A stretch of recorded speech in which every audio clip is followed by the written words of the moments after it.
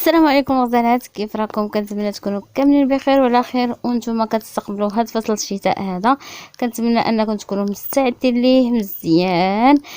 وانا كذلك جبت لكم واحد الوصفه اللي غتنفعكم بزاف بزاف في هذا الفصل هذا، بحكم اننا كنتصابوا بالبرد وراك عارفين تغيرات الجو، يعني ضروري ما كنبغيو شي حاجه اللي تقوي المناعه ديالنا.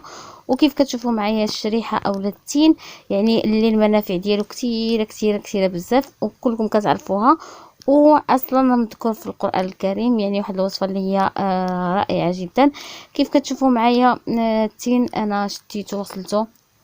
كاين اللي ما كيغسلوش غير كيمسحوه، ولكن انا من الاحسن تغسلو باش تحيد ديك الشوائب اللي كتلصق عليه، يعني من الغبره ومن داك الطحين اللي كيكونوا مرملينو فيه باش ما كتخسرش ليهم.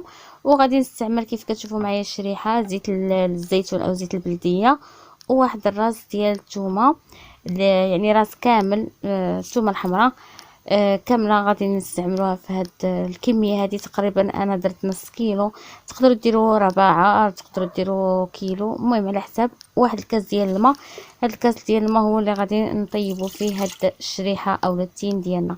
كيف كتشوفوني وضعت الماء في الاناء، ومن بعد غادي تستعملوا واحد القرعه ديال الزاج كيف كتشوفوا، تكون معقمه، من الاحسن تكون قرعه ديال الزاج.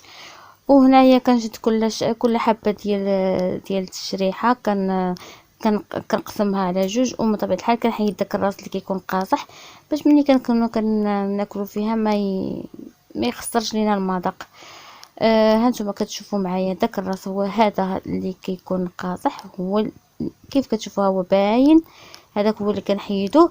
ومن طبيعه الحال ملي كنفلحوا كل حبه ديال الشريحه او التين كنحاولوا اننا نفيريفيو واش فيها الدود ولا لا. يعني بعض المرات كتكون فيها شي حاجه، يعني من الاحسن اننا نزولوها ونستعملوا غير الحاجه اللي صالحه لنا للاكل. كيف شفتوا معايا هنا انا كملت الكميه ديال الشريحه كامله ودرتها في هذا الاناء هذا، وشديت دوك الدروس ديال الثوم حتى هما قطعتهم وغسلتهم بطبيعه الحال، وضفتهم التين ديالنا كيف كتشوفوا مع كاس ديال الماء ديال العنبه. هنايا مني ضفت هادشي كامل بالنسبه للكاس ديال الماء، هو فاش غادي طيب هاد الشريحه هادي باش ما تبقاش قاصحه. كاين اللي كيديرها بلا ما يطيبها، يعني كيبخرها، كاين اللي المهم على حساب كل واحد، يا اما كتبخر يا اما كتسلق بحال هكا كتسلق في الماء، ويا اما كتبقى هكا. كاين اللي كيديرها بلاش، يعني كيرقدها غير في الزيت الزيتون وكيخليها. المهم كنغليها في واحد المده اللي قصيره جدا حتى كتعسل بحال هكذا، وكنشدها وكنديرها في القرعه اللي شفتوا معايا، وكندير معاها الزنجلان او السمسم. يعني كل كميه كنحطها كندير معاها جنجلان وبالصحه والراحه. وهذه مفيده بزاف، كلوا معلقه في الصباح ومعلقه بالليل وبلا ما تنساونا من التعاليق ديالكم الزوينين، ومن واحد الاشتراك وواحد تفعيل الجرس.